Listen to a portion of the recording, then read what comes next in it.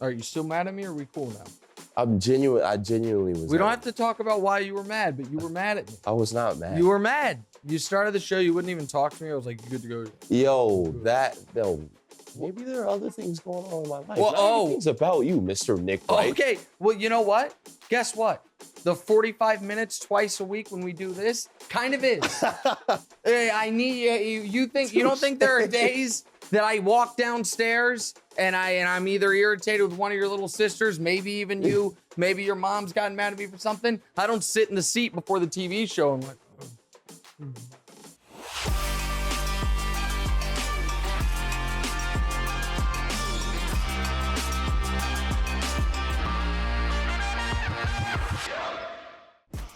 All right, welcome in. It is episode 22 of What's Right with Nick Wright, the podcasting and YouTube show. Unlike episode 21, we are not recording this show through a string and a cup. We are back online fully, and unlike any of the previous 21 episodes, we have a brand new microphone. So these takes should be crystal clear, even more so than always. So all of that's good. Also, reminder, check out the weekly series, 50 Greatest Players of the Last 50 Years. The one that comes out this coming Sunday will be the most controversial, but I feel better about it than even when I recorded it a few days ago. One serious note. We are recording this one day after the massacre in Texas. I am going to use the final segment of today's show to talk about that. Some of what I say will come across as political, and some of what I say will simply be a parental plea for some level of sanity. If you are coming to this show as an escape, or if you fear, you're like, I really like Nick, but if I hear what I think he's going to say about guns in this country, I'm going to hate him. If I find out he has a different political opinion than me, I won't be able to listen to him anymore. Then just end the podcast or the YouTube show, however you're consuming it, after our second segment. The third segment, though, we will be discussing that. It's where my head is right now. It's where my heart is right now. However, we are here to provide an escape for many of you and to talk about the sports news of the day. So that is what we will do for the first two segments of today's show. As always, we start the show by telling you what we're not talking about. Here's what did not make today's show in any way, shape, or form.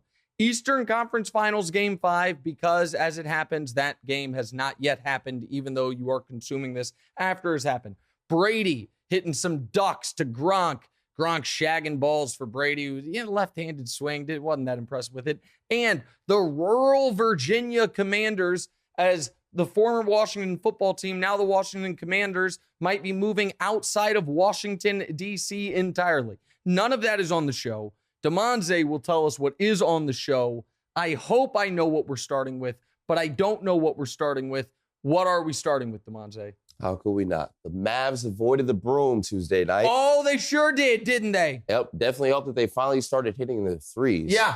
But no team has ever come back from a 3-0 deficit in the NBA history. Yeah. So if you think that Luka can be the guy to do it, Uh-huh. I think it's probably time to make another bet. Oh, well, I'm not... Listen. There's a number of things here. First of all, I already have plenty of actual bets involving the Mavericks making the finals and winning the finals. I'm what we would call pot committed to that. Unless you are going to give me outrageous odds. And by the way, I don't even want to make this bet with you because you're rooting for the Mavericks. I know you want to root against me, but in this series, I've watched the games with you. You're rooting for the Mavericks. You don't like Draymond. You don't like the Warriors. So no bet. There is no bet. That's first of all. Second of all, I'm so sick of hearing people talk about 3-0. It's not 3-0 anymore. It's 3-1. And 13 teams have come back from down 3-1, and the Warriors have blown a 3-1 lead. And here's the other thing. All the analysis of Game 4 has been exactly what you said. Oh, the Mavs finally hit their threes. Yes, that happened. But the other thing that happened is they held the Warriors to 70 points through three quarters. So the defense was outstanding as well. Now, do they have a major uphill battle? What? Go ahead. Kind of reminds me of, that game kind of reminded me of another game. What game? Earlier in the playoffs. What game? Was it Game 5 of Grizzlies Warriors? I knew you were going to say that. When they came and scored 50 points, I think they had 52 minutes into the third quarter of that game. It was very clear. The Grizzlies led by 50 in that game. It was just very clear that they did not give a damn about winning that game. Okay, that might be true. However, I think that is, and by the way, good job by you. That is the exact point Chris Broussard made on the TV show this morning. So as your evolution into professional takesman, you're now thinking the same way of the actual professional takesman. So good job by you. Right. However, that is, I'm going to say to you what I said to him. That's a terrible example for the Warriors case, which is this. The next game, the Warriors didn't play great. If you remember game 6 of that series, the Warriors are trailing with 6 minutes left in the fourth quarter. And then the Grizzlies self-destructed. The Warriors ended up winning by 14 points in that game because the final half of the fourth quarter, the Warriors fell apart. But I agree with you. It did remind me a bit of that game, but it's not like the Warriors came out the very next night and totally took care of business on their home court the way one would expect. The Mavericks aren't the Grizzlies. The Mavericks aren't the Grizzlies. Luka's the best player in the series. That was the Grizzlies without John Morant. And here's what I'm saying. The Mavericks could have rolled over. The Mavericks could have said 146 teams went down 3-0. They're 0-146. It's not going to happen. Blah, blah, blah, blah, blah. But that is not what they did. Instead, what they did was they took the game seriously, and now they're in a position where they go back to Golden State, where they've got to believe they can win. In Golden State, DeMonze, I know they lost game 1 and game 2, but they were up 19 in game 2. They were up 14 at the half, and then they fell apart. And here's what I will unequivocally say. If the Mavs win game 5, and then the series goes back to Dallas for game 6, the amount of pressure on Steph and the Warriors will be unimaginable. So no, I'm not ready to make another bet. The series should be two games apiece. The Mavericks should have won game 2. I mean, but they didn't. So they dug themselves a seemingly undiggable, outable, that's not the phraseology, I apologize, hole. Too big of a hole. But they have the best player. There is the massive three-point shooting variance. All of a sudden, Kevon Looney wasn't, the best center in the Western Conference for finally a night. Kevon Looney and Andrew Wiggins were modern-day Mark Eaton, Karl Malone for the first 3 games of this series. Mark Eaton, yes. Mark Eaton, one of your favorites. Yeah. So I'm not going to make another bet. For the Mavs to really be in good shape, it obviously needed to be 2-2. But I'm so sick of people talking about 3-0. 3-0 is gone. It's in the past. If I were to ask you, guess a number between 1 and 1,000, you would have a 1 in 1,000 chance. But if I then told you the first digit of the number, you would have a 1 in 100 chance. That's what this one was. It went from 1 in 1,000 to 1 in 100. If I told you the second digit, you would then have a 1 in 10 chance. That's what game 5 would be. And then if I told you the third digit, you'd have it. You'd have the number. That's what game 6 would be. They win game 5. They're going to get to win game 6. And then game 7, Warriors will fall apart. Mark it down. Game 5, here's the official prediction. Game 5 is either the Warriors by 20 or the Mavericks win the series. I'm rooting for you. Thank you. I appreciate that. That's why we're not betting on it. All right, what we have an extended 12-minute clock. We spent 5 minutes on that first topic, so we got to go faster. What's next? We're recording before game 5 of Celtics and Heat, and I'm feeling great about it, man. Yeah. Celtics bullied the Heat on Monday. Yeah. There hasn't been one game where both teams played pretty well, but this one kind of felt like a turning point. So are you sticking to Heat in 7, or are you finally ready to admit that Celtics are the better team? I don't think the Celtics are the better team. I am sticking with Heat in 7. However, the only chance the Heat have is if Jimmy Butler is close to 100%, and the audience will know, so I don't want to spend a ton of time on it here. The audience will know by the time they hear this how Jimmy Butler looks. Like, listen, Jimmy Butler played just one half of game 3, played game 4, but was nothing like himself. Didn't get to the free throw line, had 6 or 8 points. The Heat struggled too much to score to be able to survive Jimmy Butler at this level. And by the way, Tyler Hero didn't play game 4. I do think it's noteworthy that there has been one half this entire series the Heat were at full strength. The first half of game 3. Kyle Lowry was back. Hero played. Jimmy Butler played that half. And the Heat won that half by 15 points. I think that's noteworthy. Now, I want to give you credit for something.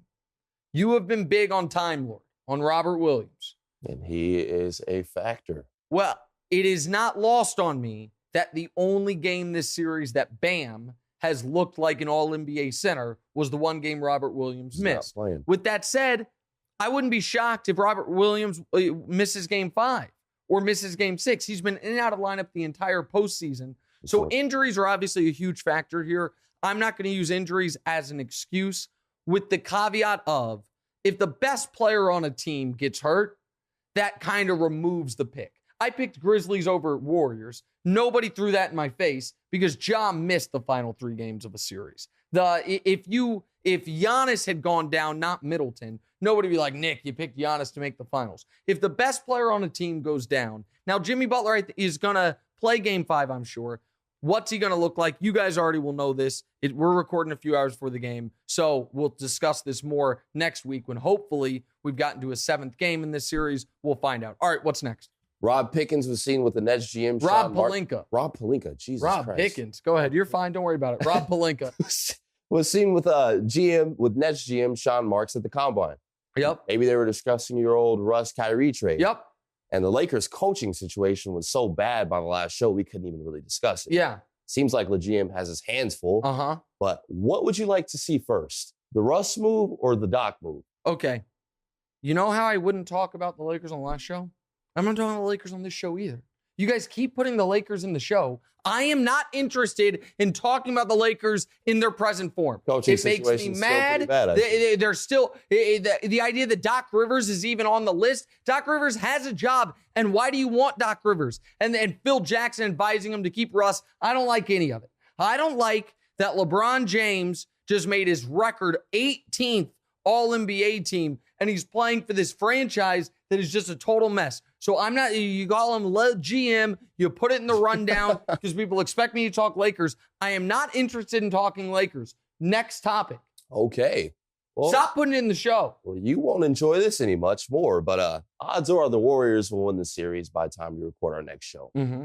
If Steph wins another title without KD or a real number 2 player, it's a really big deal. Mm-hmm. The Warriors will be an all-time dynasty. Steph probably moves up in your top 50 list. Mm-hmm. How much is on the line in terms of NBA history if the Warriors win? Oh, well, listen, everything you said there is true. Yeah. If they win, it, to me, moves Steph to a clear number 2 player of his generation. It moves him past Durant and, at least for the time being, past Giannis. Because... So he's not past Durant right now, is what you're saying? Going into the year, I would have said no.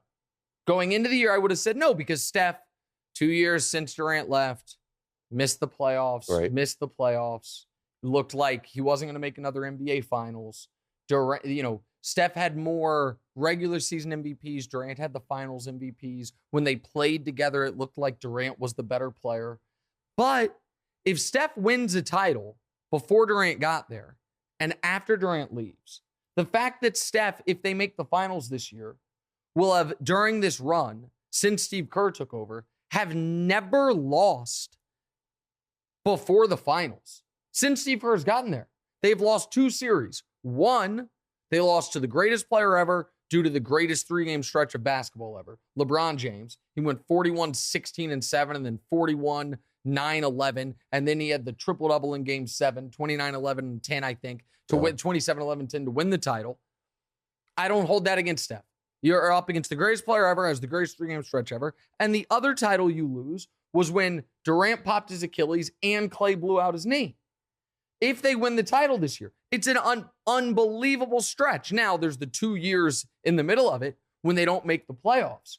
Yeah. During those 2 years, it's felt to me like, okay, Durant those 2 years missed 1 year because he was out with the Achilles. And then basically missed this year. Well, and this year, but last year was unbelievable in that series against Giannis and the Bucks. Yeah. You couldn't put that on Durant.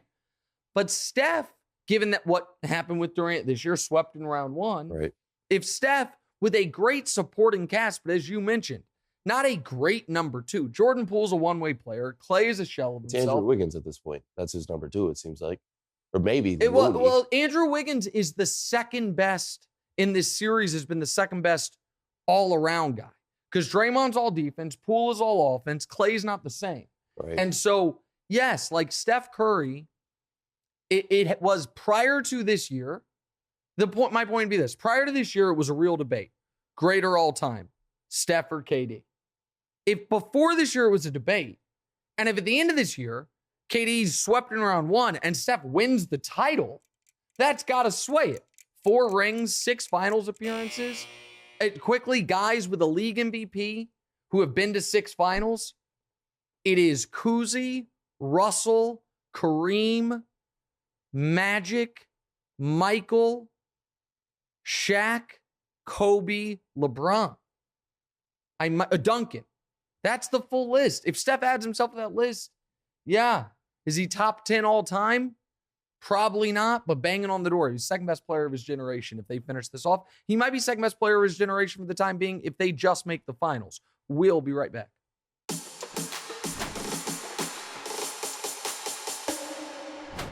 Maybe I was irritated because my alarm didn't wake me up on time today.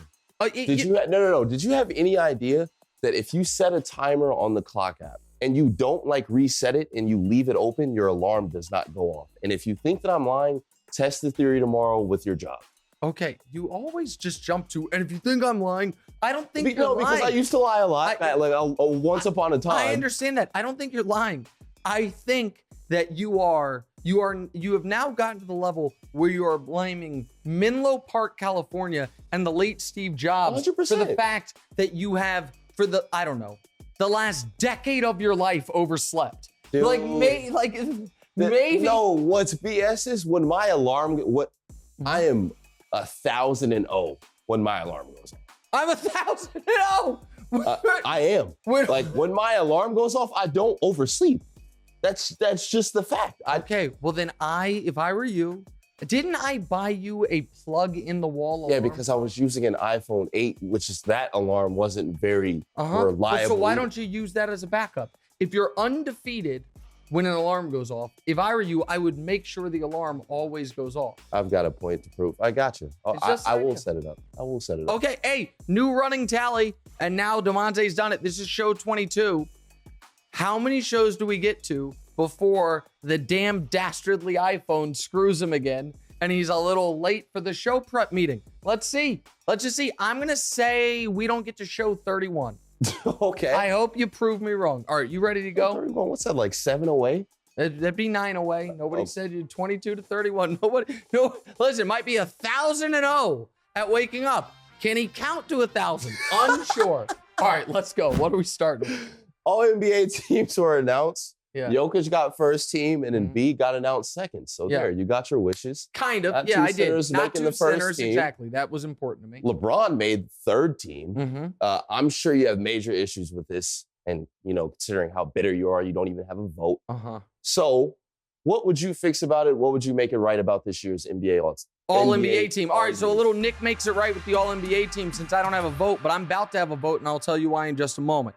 So I do like that they kept to just one center.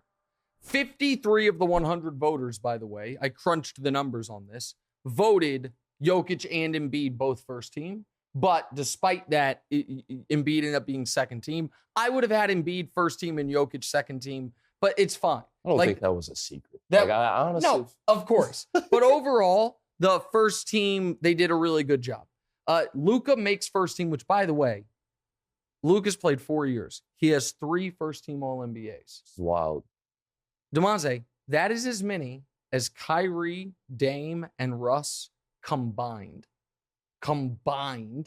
Kyrie's never been first-team All-NBA. Dame's only been it once. Russ has been it twice. That is one less first-team All-NBA. What a stat. Yeah, it's one less first-team All-NBA than Chris Paul has in his career, than Steph Curry has in his career. It is the same number of first-team All-NBAs Kawhi Leonard has. And Luka's 23 years old.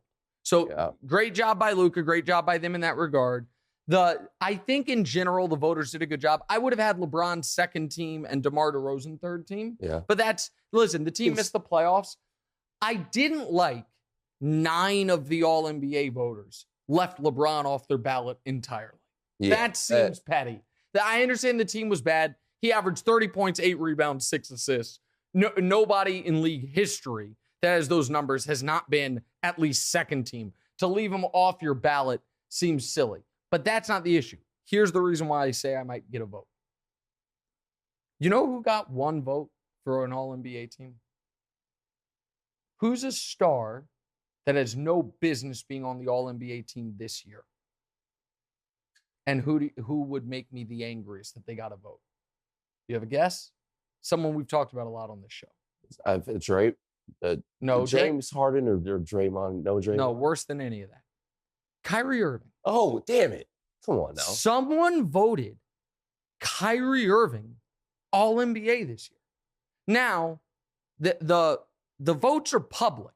We don't yet have the list yet, but we will. Someone make an argument that person shouldn't lose their vote. No, I'm deadly serious. Why should they not lose their vote? Of course they should lose their vote. Missed like half the games. He played 29. Yeah. He played 29 games. He's the biggest reason Harden wanted out. He was the opposite of good for his team. Yeah. And even if he had just missed 29 games because he had Dame Lillard, missed 29 games, played 29 games. Dame played 29 games. Nobody's voting for him. And Dame Lee's team so I'm serious. That person should lose their vote. And I assume I am the next person on the NBA's list that's going to get a vote. So it should come to me. So that's in general, I actually think the All-NBA voters did a really nice job. I might have, made the argument Jimmy Butler should have gotten the final, because he was eligible at guard or forward, that he should have gotten the final guard spot over Trae Young, or the final forward spot over Pascal Siakam. But in general, I think the All-NBA voters did a really nice job with it. But the one person who voted for Kyrie Irving, to me, that's indefensible. The guy missed 53 games. It was the biggest reason the Nets season imploded.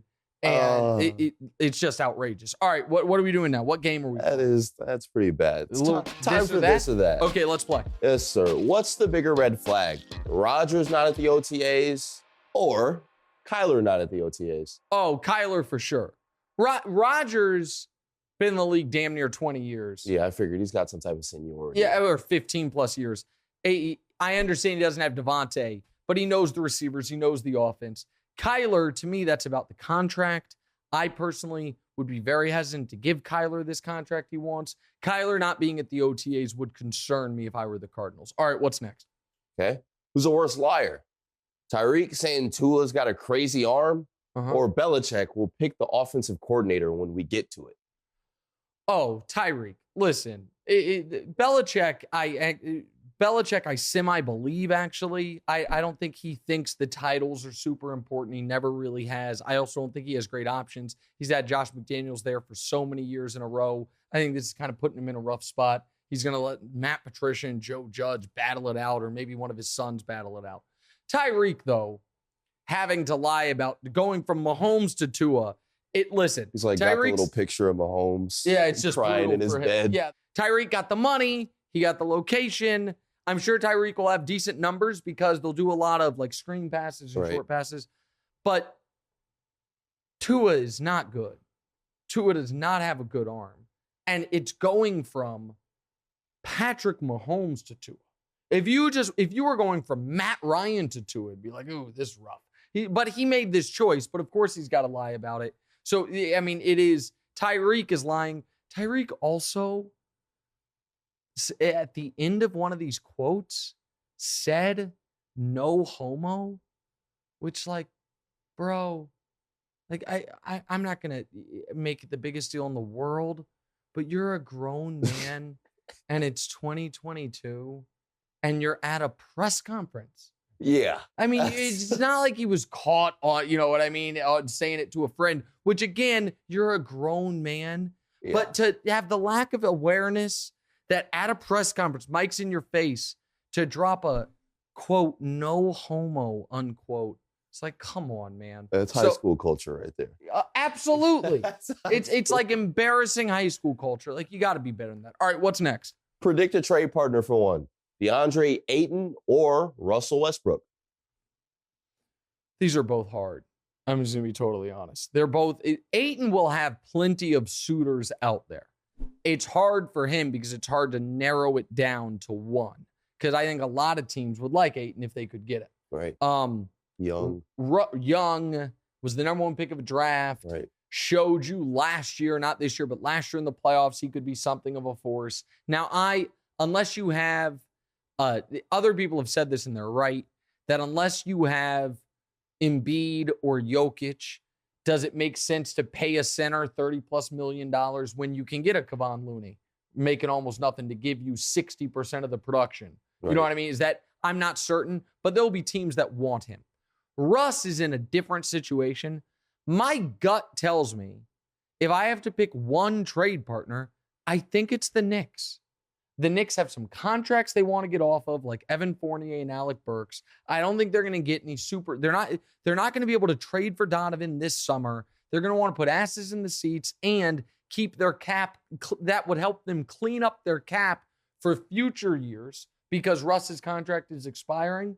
Now, would it be a one-team trade or a three-team trade? I don't know. Some people had postulated the Hornets, but Broussard has said, and I trust him on his reporting on this, the Hornets are not actually interested. I do believe Russ is going to be traded, and I would, if I had to pick one team, I would pick the Knicks, but it's going to be hard work. Luckily, the Lakers have one of the worst GMs in basketball, Rob Pelinka, on the case. You guys tricked me into talking about the Lakers.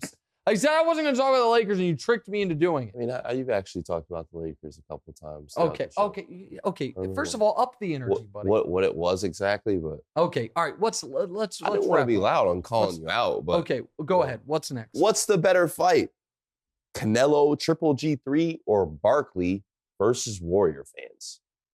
It's definitely Barkley versus the Warrior fans, and Charles Barkley is a great example.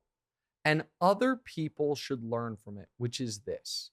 I know everyone is all terrified of cancel culture these days. And, you're not allowed to say anything anymore.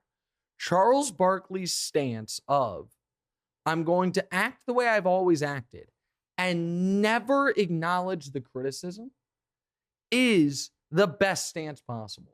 If you don't say anything that's actually truly awful, but it's just uncouth or slightly non-PC for the moment. What? You don't like that I said uncouth? It was uncouth. Oh, I'm sorry. Hey, Nicki Minaj said couth in a song and then spelled it. She said, you probably can't even spell it Couth. I knew exactly how to spell it. Oh, okay. I know how it sounds. You just don't think it's a word people use? That was the first time I've heard it. Okay. Today. Oh, but you knew how to spell it. I did. Just like you knew what 31 minus 22 was. But regardless. I thought we were on episode 24. Oh, okay. You thought we were on episode 24. That was quick math. Point is this. That was quick math. Good job by you. Point is this. Barkley turned around to Warriors fans and said, you keep messing with me. I'm going to bleep your I'm going to go to your house and bleep your mama. And nobody was like, everybody was dying laughing. Just laughing because it's Chuck. Yeah. And there's a thread right now, which is the best thread on Twitter, of 1,000 great Barkley moments. Everyone just loves him. The lesson, as always, is if you don't really do anything wrong, apologizing doesn't help. And the other lesson is you can be how offensive you are allowed to be is directly correlated with how funny you are. Yeah. A slightly offensive joke that is not funny at all will get you in so much more trouble than a very offensive joke that is wildly hilarious. Right. And Barkley has walked that line better than just about anybody. Okay. That is not the end of the show, but that is the end of the sports part of today's show. So if you don't want my thoughts on the tragedy in Texas, I would ask you to join us again on Sunday for the latest in the NBA of 50 best players of the last 50 years. And join us again this coming Tuesday for episode 23, which is one more than 22, Demonze, of this show. If you would like my thoughts on what just happened in Texas, that is next.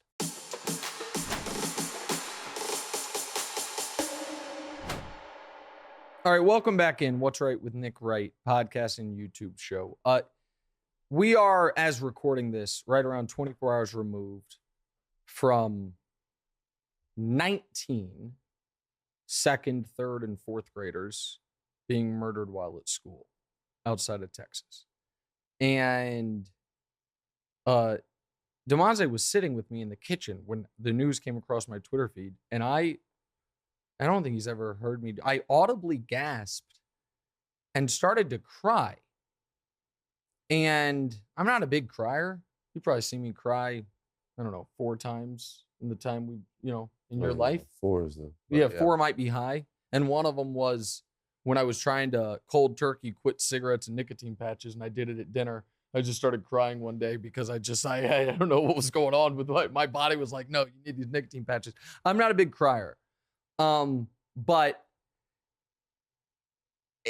it's just the never-ending just cavalcade of horror that we've been living through, plus the fact that my youngest daughter is the age of these kids. And so there's something I want to say about the big picture gun discussion in this country, and then I want to talk about what actually happened in Texas.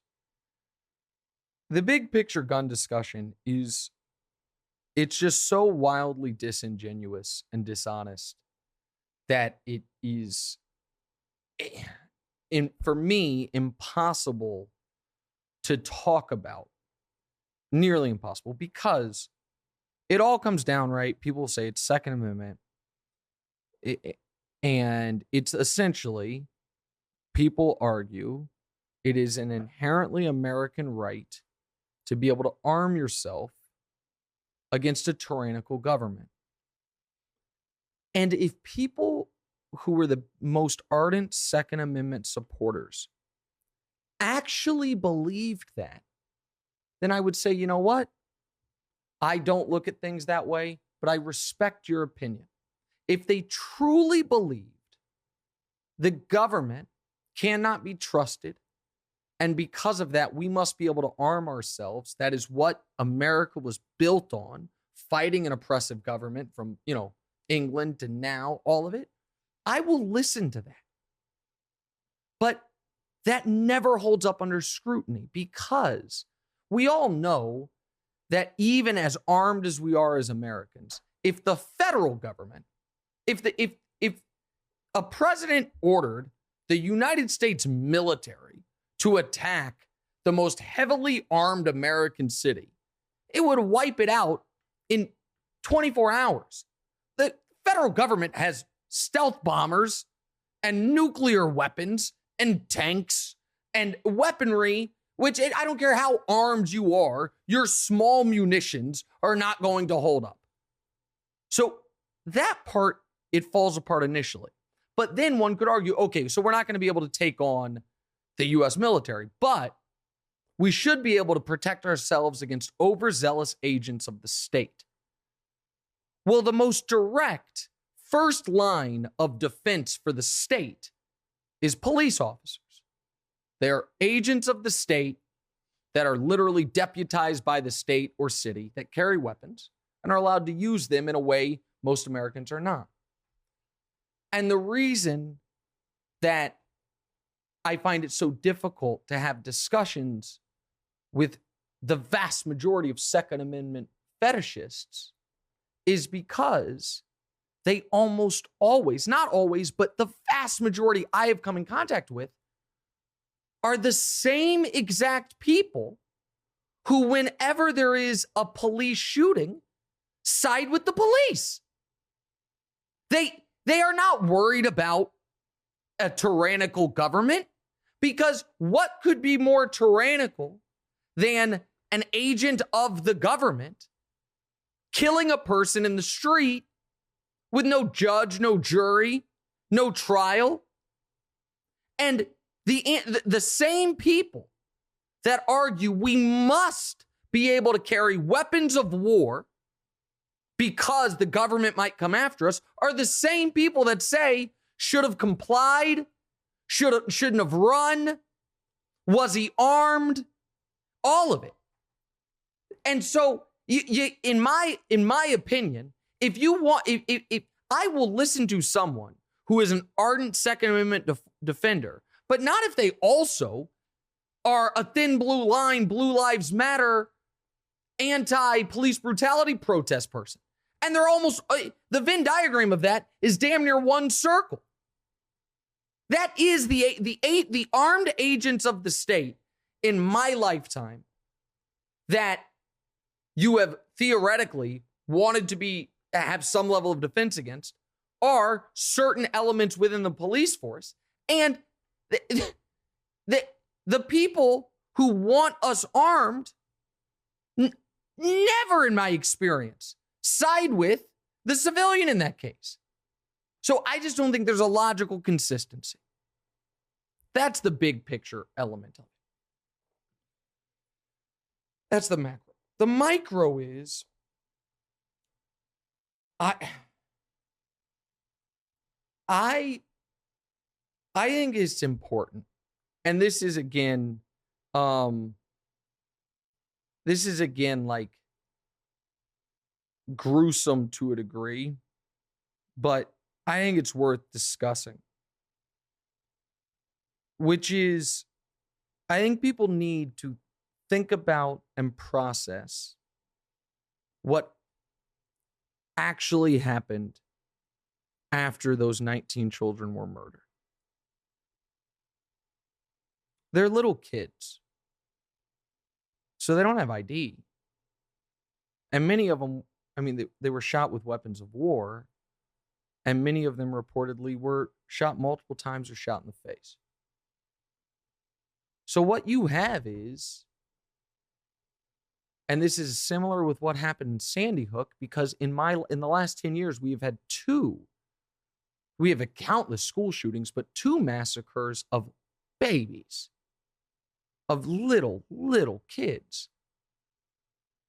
The way to identify the victims is a process of elimination of, well, who made it out, pair them up with the parents, and then as what happened in Sandy Hook, the parents who are left, your kids died. But then you have to match those parents up with the dead kid. So yesterday, they did DNA samples for the parents, and some of the parents had to go identify their babies' bodies. And we choose to live in this. It is active choices that we, as a unique nation, have made, where for the first time in modern world history, or at least in this country, I shouldn't say world history, but the first time ever in American history, as of last year, the number one cause of death among children was firearms, not car accidents. It's unfathomable. Now, part of that's because cars have gotten safer. That's good. And of course, part of that is suicide. Those are firearm deaths. Well, those are tragic in and of itself in a totally different way. And one does wonder, if firearms weren't so readily available, would some of the kids not have made that decision? Would they have gone another route? Would they have attempted suicide in a different way that maybe they'd fail and then get on track? But we're the only place in the world this happens. And we all know it. And there is not the political will to stop it. And so it's not unimaginable. It's not unbelievable. And it is terrifying. And I use that word on purpose because I've said this before, but I live in New York City. Theoretically, the number one target in this country for geopolitical terrorism. It was obviously the main target at 9/11. It has been targeted before. You know, I used to live in Kansas City. The odds of being the victim of a foreign terror attack in Kansas City, not nearly the same as in New York City. But I've never once spent one day, had one moment in New York where I was like, I'm afraid of being a victim of a foreign terrorist attack. Now, maybe that's because we're winning the war on terror. Who knows? But we've spent a lot of time and money and treasure and human lives fighting it. We've made it a very high priority. Meanwhile, we are just giving up the fight on domestic terror. And I don't mean domestic terror in the form of what happened in Buffalo 10 days ago, which was domestic terrorism because there was like a political motive. I just mean legit.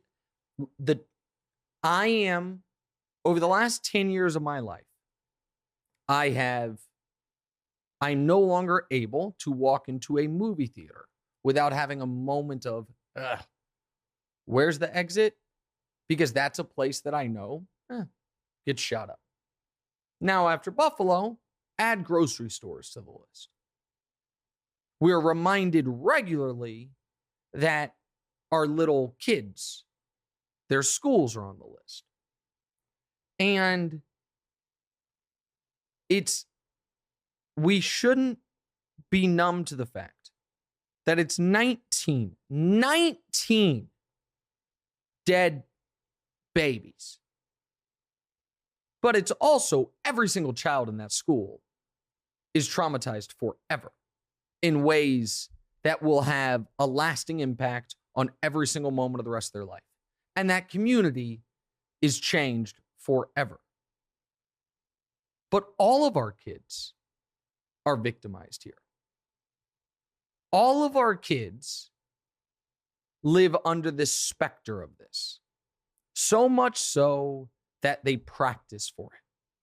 And there are so many grisly tweets. And Erin Alberti tweeted, I told my third grader about the shooting. She replied, third grader, same age Deanna. Yeah, we had a lockdown drill today. There aren't very many hiding places in our room. The good ones all get taken in like 3 seconds. And then the lady writes her daughter walked out. I told Diora, our older daughter, about what happened yesterday. She didn't seem to blink. She hadn't heard about it. I told her. She was not surprised. And this is the country we've built for our children. And it feels unsustainable. It feels at times like we are ripping ourselves apart at the seams. We see that we're doing it, and we just keep walking towards more disaster. And it took 2 mentally unstable, hateful, 18-year-old kids themselves to, ruin 2 communities, change the lives of 40 families or 30 families directly, and indirectly change the life of 500 more. The ease with which it can be done and the power that we can cede to anybody. It's not a sustainable model for a thriving society. And I don't know where we go from here. I don't have the answer. I have some ideas, but they're all quite radical, and I'm not going to get into them here. I do know that we really owe our kids not only an apology, but a level of amazement. Because I am telling you right now, if any workplace in America got shot up with the regularity schools did, us adults would be demanding change, and a lot of us wouldn't go anymore. And our brave children march themselves into school every day, knowing this happens, says it's part of doing business, part of growing up in America. And hopefully, if it comes to my school, I'm one of the kids that finds one of the good hiding spots. And it's revolting. I'll talk to you guys next week. Hey, thanks for watching. Smash or just lightly tap that subscribe button. It all works the same. To get more from the show, And make sure you click. Why don't you want to mash the bell too, guys? Or just, lightly tap the bell to get notified every time new content drops. Check out full episodes of What's Right wherever you get your podcasts, or just hit the link in the description below.